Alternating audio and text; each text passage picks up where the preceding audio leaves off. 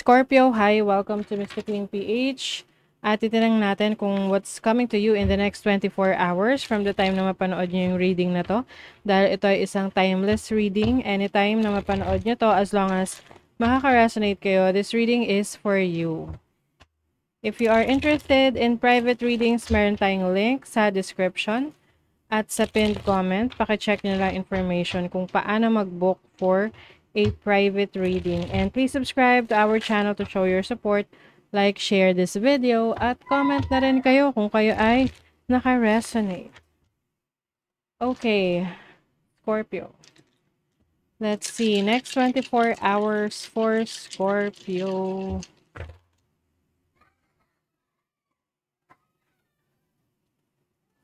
Okay. Some of you nasa ibang bansa kayo, no? Or you are planning to work abroad. Meron kayong mga inaayos sa sarili ninyo, pwedeng you are improving yourself, like for example, your health. May mga requirements kayong inaasikaso. Some of you, maaring meron kayong creative na gagawin or creative talents or creative projects in the next 24 hours. And maaring nagkakaroon ng frustration dito sa project na to kasi maaring nagkakaroon kayo ng blocks, no? Yung parang may nagbo-block sa creativity ninyo. Some of you are starting a new career or will start a new career.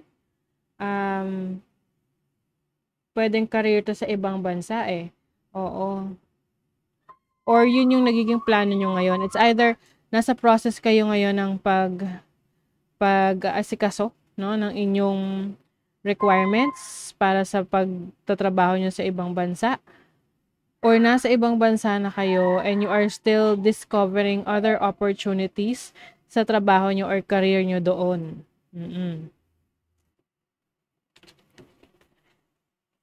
There's also a communication pagdating sa, kung meron kayong ina-apply na loans, no? May communication. So, pwedeng may mag-update sa'yo regarding your loan or may maisasubmit ka na requirements about the loan. This can also be business opportunities for you, like merong ano bang tawag nito? Ikaw ay mag-i-invest. Oo. Pero be careful sa investment mo, ha. Oo. Kasi baka madaliin, no? Mercury is about also pag-check ng mga documents, mga other important information sa isang investment. So make sure that ginagawa mo yung iyong due diligence, no? Na mag-research about it.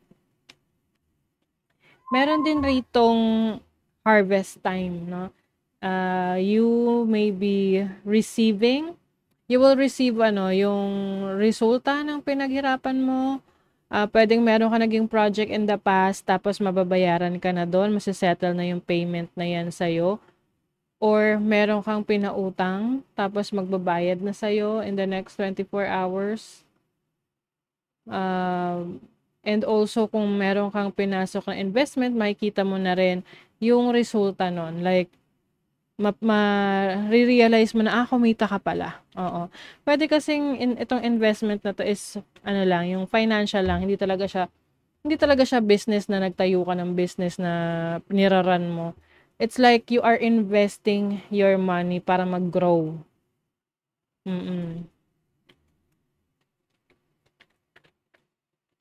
I also see some drama here sa family. Pwedeng magkaroon ng drama within the family or can be issues within the family. Especially sa mother, no? Para sa iba sa inyo. Pwedeng may conflict kayo ng mother mo. Okay, your overall energy, Scorpio. Five of Swords. Oh, speaking of conflict, this is conflict. Merong challenge, merong ah, competition, may kumukumpetensya. Pwede ring meron ditong hindi nagsabi ng totoo. So, pwedeng, it's either ikaw yung hindi nagsabi ng totoo, tapos naging issue, or yung kadil mo yung hindi nagsabi ng totoo. Kaya issue yan ngayon sa inyo. Let's see your challenge. The Six of Cups. Oh, energy from the past. Oo, baka merong person na magre-reach out sa'yo from your past.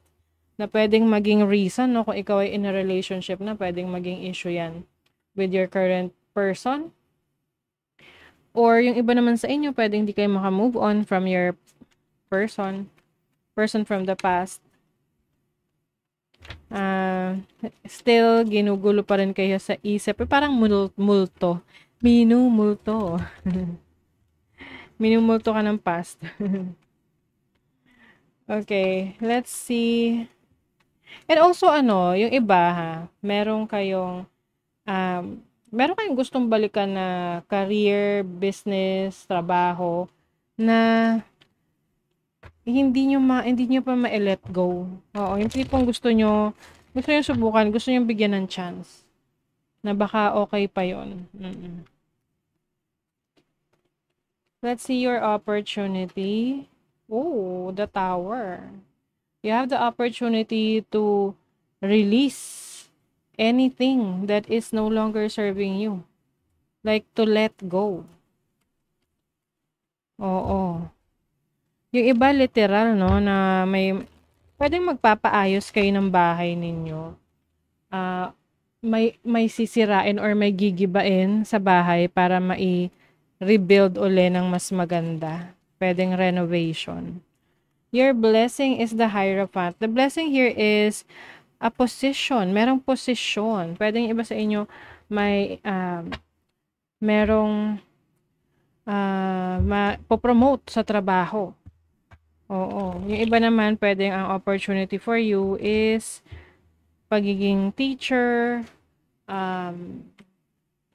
trainer. You are going to share your knowledge and skills sa iba. Let's see the money career.